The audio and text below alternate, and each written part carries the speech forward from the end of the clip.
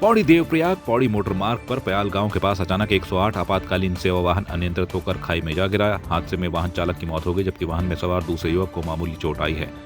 हम फिटनेस करने के आ रहे थे देहरादून से। ये रास्ते में अचानक मोड़ पे बाइक मिली, तो उसी का कारण ड्राइवर सामान नहीं सका, गाड़ी फेंक दी नीचे। हाँ, दो ही लोग थे। अच्छा। एक ड्राइवर था, एक मैं था।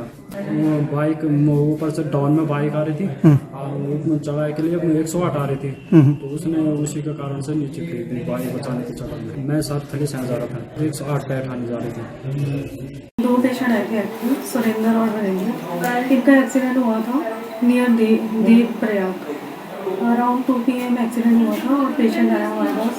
जब आया मरीज़ तो जो सुरेंद्र पेशेंट था उसका BP पल्स कुछ भी नहीं आ रहा था, और ना कैरोटेड ना यूरियल, जो भी हम एग्जामिन करते हैं पेशेंट को, वो पल्सेस नहीं आ रही थी। फिर हमने ECG किया तो उसमें एसिस्टॉल आ रहा था, तो हमने इनको डिक्लेयर डेड कर दिया पेशेंट को अराउंड 4:30 PM।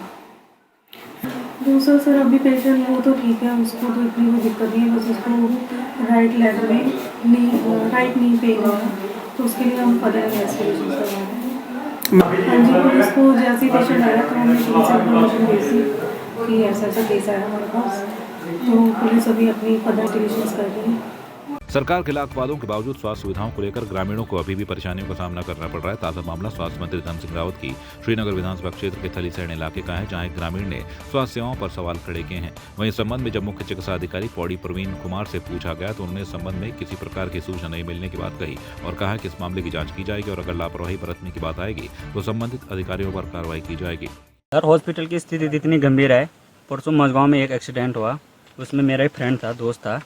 तो मैं जैसे वहाँ से एक्सीडेंट वालों को थलीसैण लेकर आए 1 बजे, तो वहाँ पे कोई भी डॉक्टर नहीं था, ना मेरे को व्हील चेयर मिली। मैं डॉक्टरों को रूम पे लेकर आया और 1 महीने पहले ये न्यूज़ डाली जा रही थी, रोशन ऐठी का कैनूर का प्रधान मिस्टर आनंद नेगी बड़े बड़े न्यूज़ डाल रहे थे कि टैग कर रहे थे कि यहाँ पे एक्सरे अवेलेबल है, अल्ट्रासाउंड अवेलेबल है। तो मेरे को परसों पेशेंट को पट्टी तक नहीं कराई, जोलीग्राम जाके मैं पट्टी करा पाया। तो मेरे निवेदन है थलीसैण की जनता को और धन सिंह को, जो इतना बड़ा स्वास्थ्य मंत्री बना, वो एक थलीसैण में एक डॉक्टर तक नहीं दे पाया। बहुत अफसोस की बात है इस चीज़ का। तो मैं 12 घंटे बंद को बेहोश हो गया, मैं जोलीग्राम जाके ट्रीटमेंट करा। बहुत अफसोस हुआ मेरा। मैं तो वैसे देहरादून रहता हूँ, पर बार मैं छुट्टी आया था तो ये कंडीशन हुई, तो मैंने देखा थलीसैण का, मैंने वैसे डाला भी है काफ़ी जगह, पर आपको यकीन है मैं खुद ही गया हॉस्पिटल के अंदर, तो मेरे को व्हील चेयर नहीं मिली। खैर BJP के काफ़ी बड़े बड़े नेता आ रखे थे वहाँ पे, जो उन्होंने टैग किया था कि हमने अल्ट्रासाउंड कर दिया, ये कर दिया, पर मेरे को एक पट्टी तक नहीं मिली। अगर आपको उस चीज़ का भी यकीन है तो मेरे पास सारे फोटो पड़े हैं। मैं पेशेंट को कैसे ले गया, मेरे को 108 को मैंने जब फ़ोन किया तो मेरे को बोला गया कि 2 घंटे बाद मैं आपको 108 दूंगा। जब उनको सद विभाग मिला तो उनको थलीसैण का कुछ करना चाहिए था, और कुछ नहीं तो एक पट्टी कराने वाला डॉक्टर तो बनता ही बनता, वो भी 1 बजे दिन का। वहाँ पे कोई भी डॉक्टर नहीं था। अगर कोई डॉक्टर वहाँ पर था तो वो मेरे से संपर्क कर सकते हैं, मेरा नंबर है जी। अगर कोई डॉक्टर मिला, अगर मैं इतना भी कह रहा हूँ, मैं फ़ोन करके मैंने रूम से बुलाया वहाँ पर डॉक्टर को।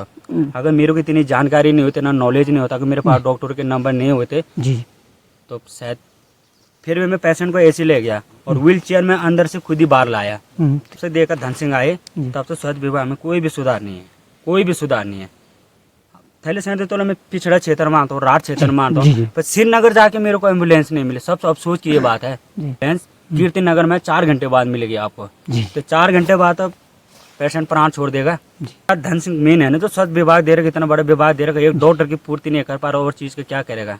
देखिए, मेरे संज्ञान में तो ये मामला नहीं है, आज आप ही के द्वारा ही बताया गया है, और मैं मामले की जांच कराऊंगा और जो भी संबंधित है उनका स्पष्टीकरण प्राप्त करते नियमानुसार जो भी कार्रवाई होगी वो भी की जाएगी, और ये भी सुनिश्चित किया जाएगा कि भविष्य में इस प्रकार की पुनरावृत्ति ना हो, क्योंकि अगर ये ऐसा है तो वास्तव में दुर्भाग्यपूर्ण है। लेकिन आपके द्वारा आज मुझे बताया गया तो निश्चित रूप से इसकी जांच कराते हैं नियमानुसार कार्रवाई। अगर ऐसा हो तो वास्तव में दुर्भाग्यपूर्ण है। हमारे यहाँ एम्बुलेंस की भी कोई कमी नहीं है, थलीसैण CHC में स्टाफ की भी कोई दिक्कत वाली बात नहीं है, लेकिन जो ये आरोप लगे हैं तो निश्चित रूप से इनकी सत्यता की जांच कराते जो भी कार्रवाई होगी नियमानुसार की जाएगी। मैं कहता रहा हूँ, अगर ऐसा हुआ है तो बहुत ही दुर्भाग्यपूर्ण है, लेकिन दूसरे पक्ष का भी तो मैं बात जानूंगा ना कि क्या हुआ है, तो आपके द्वारा आज ही मुझे अवगत कराया गया। मैं निश्चित रूप से इसकी जांच कराते कार्य। अल्मोड़ा के आसपास के क्षेत्रों में बारिश से लोगों को राहत मिली है, लेकिन इस बेमौसमी बारिश ने किसानों की चिंता बढ़ा दी है, क्योंकि इस समय फलदार पौधों पर पुष्प अंकुरित हो रहा है और ओलावृष्टि होने से फलदार पौधों को नुकसान पहुंचा है। वहीं ऊंची पहाड़ियों में कहीं कहीं बर्फ की फुहारें भी देखने को मिली हैं। पिथौरागढ़ कांग्रेस के प्रदेश प्रवक्ता महेंद्र सिंह लुंठी ने पत्रकार वार्ता करते हुए गैरसैंण बजट को लेकर सरकार को आड़े हाथ लिया। उन्होंने कहा, गैरसैंण का बजट नौजवान, महिला, किसान, स्वास्थ्य विरोधी है। हमारी मांग थी कि पिथौरागढ़ में लंबे समय से मेडिकल कॉलेज की घोषणा होनी थी, बजट में इसके लिए कुछ भी नहीं रखा गया। हमारी ये मांग थी कि पिथौरागढ़ जनपद में लंबे समय से एक मेडिकल कॉलेज की घोषणा हुई थी। सरकार ने इस बजट में उस मेडिकल कॉलेज के लिए कोई भी पैसा नहीं दिया है। और दूसरी बात, पिथौरागढ़ जनपद में बीएस हॉस्पिटल के लिए एक नाटकीय ढंग से स्वास्थ्य सचिव पिथौरागढ़ जनपद में आए और उन्हें ऐसा नाटक किया है कि हम कुछ दिन बाद ये बीएस हॉस्पिटल शुरू कर देंगे।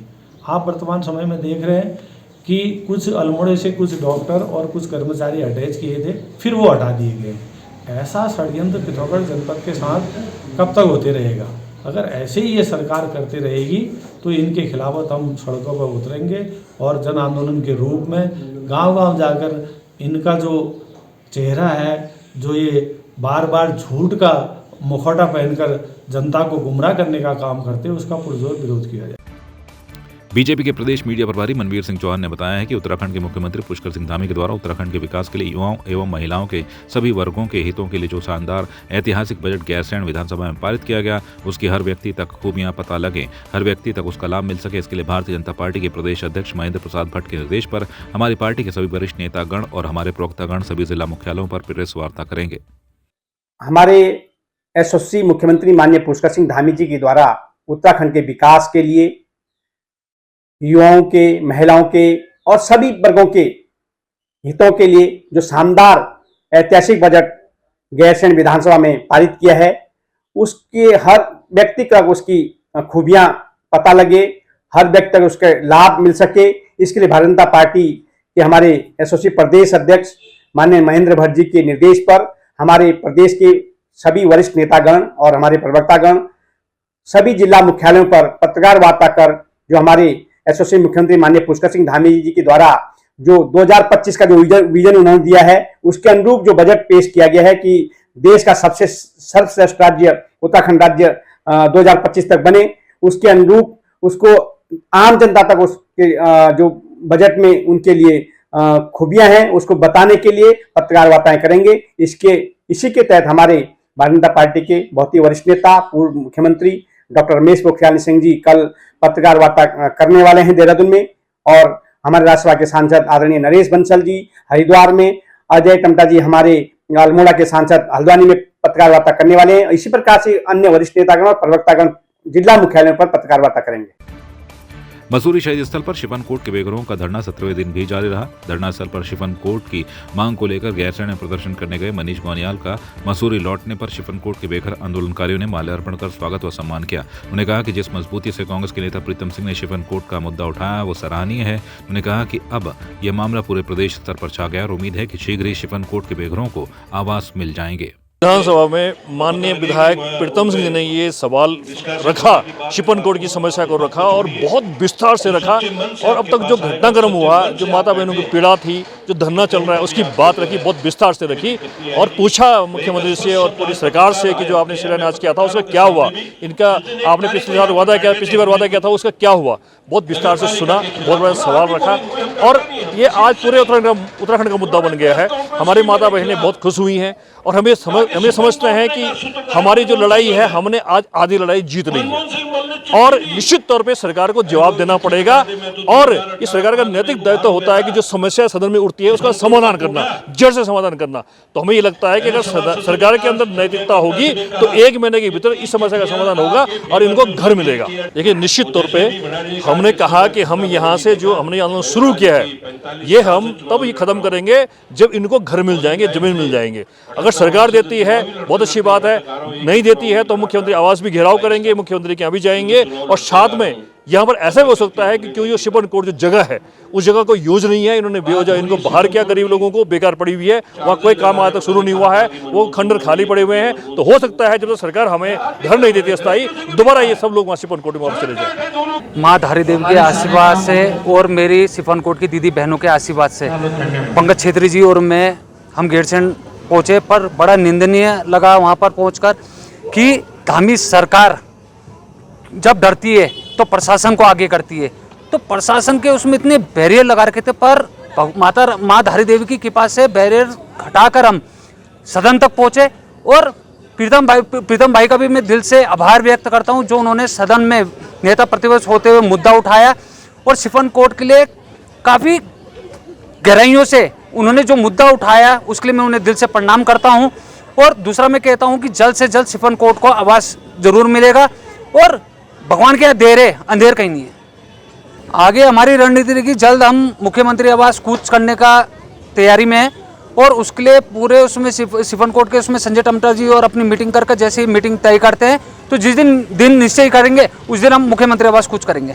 अभी हमारा लगातार धरना जारी रहेगा, जो 17 दिन आज हमारे धरने में हो गए, कोई सूझ लेने के लिए कोई यहाँ पर आया नहीं है, किसी के कान में जू नहीं रूंग रही है। और माननीय मंत्री गणेश जोशी जी सदन में भी मुंह लटकाए हुए बैठे हुए थे जब नेता प्रतिपक्ष प्रीतम सिंह जी ने आवाज लगाई। और नगर पालिका का तो आपने हाल देखा होगा, अनुज गुप्ता का हाल क्या हो गया। भगवान क्या दे, मैंने कहा था ना, भगवान क्या देर है अंधेर नहीं है, तो सजा तो उन्हें मिलनी शुरू हो गई है। तो आज भी अकल उन्हें अकल ना है तो आपको पता है आगे चुनाव आने वाले, तो जनता उनका क्या हल करेगी।